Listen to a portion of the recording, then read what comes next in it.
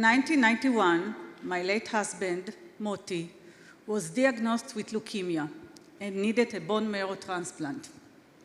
After an extensive search, we were unable to find a match. We both knew what needed to be done.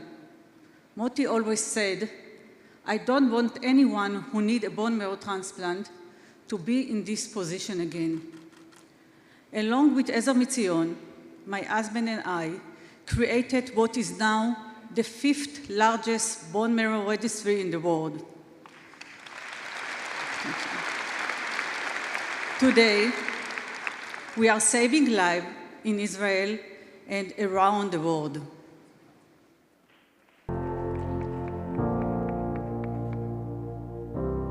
Dear Gev, I am the recipient of the stem cell transplant that you graciously donated in November of 2014. I don't know how well your English is, but my Hebrew is much worse. My 3 daughters are fluent, and 2 of the daughters married Israeli guys. My oldest daughter's family lived in Beit Shemesh until I became sick and then moved back to the United States. I am able to tell you that I am doing great. You saved my life, for which I will be eternally grateful.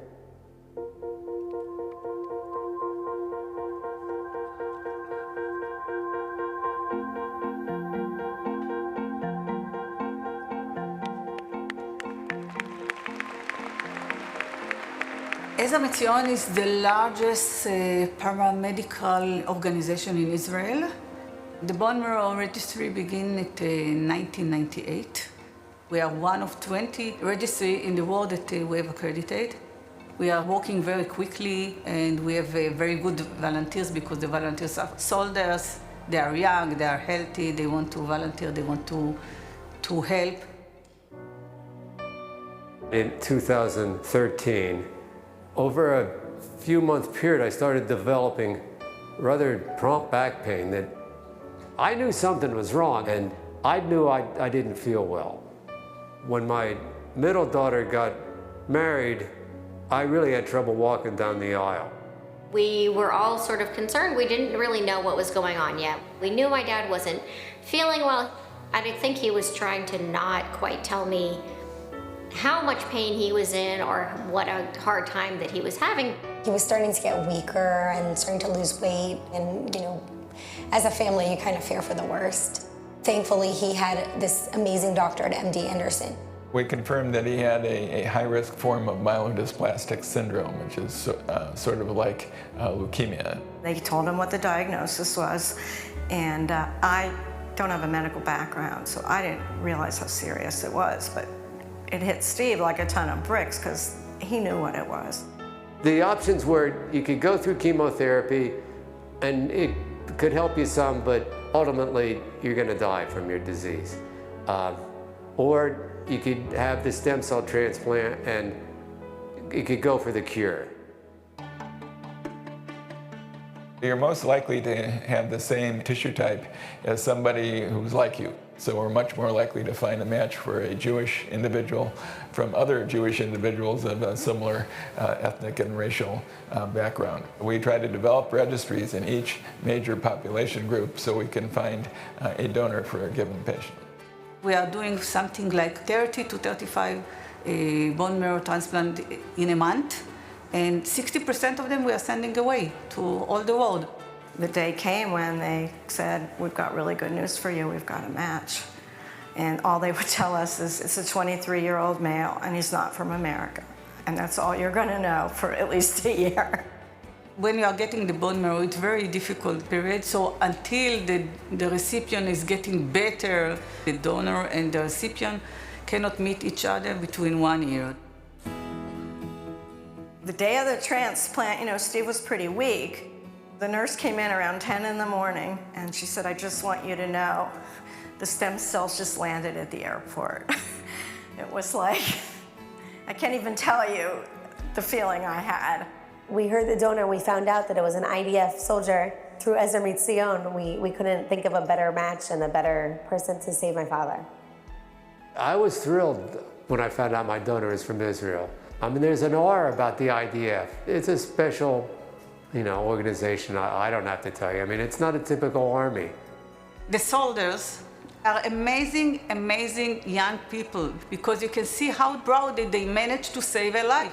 First day that they are coming to the army, we ask them to join. They don't have to join, we ask them to join. But we have more than 90% of the soldiers who join to the registry. And in the army, as you know, not only Jewish is coming to serve, we have also all kinds like Bedouin, Cherkessim, Druze, and so we are helping also those people.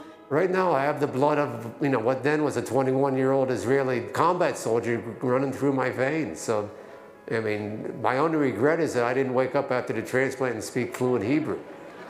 I haven't met him, but Gav is part of the family now. I consider him a son. I've never had a son with 3 daughters. And I know when I'm gone that my kids and he are going to be connected. There's no higher level of love than, giving another person, the ability to live.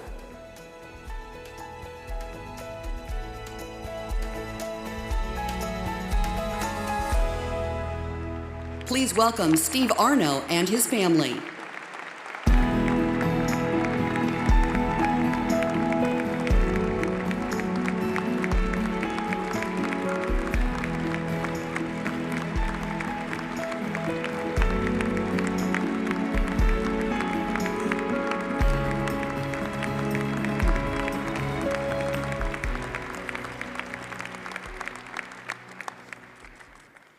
As our sages say, if you save a life, you save the world.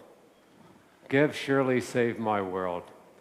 They say you can't meet your donor for at least 1 year. I'm happy to say I'm alive and well, and today I get to meet him. We get to meet him. Ladies and gentlemen, Gev Blau.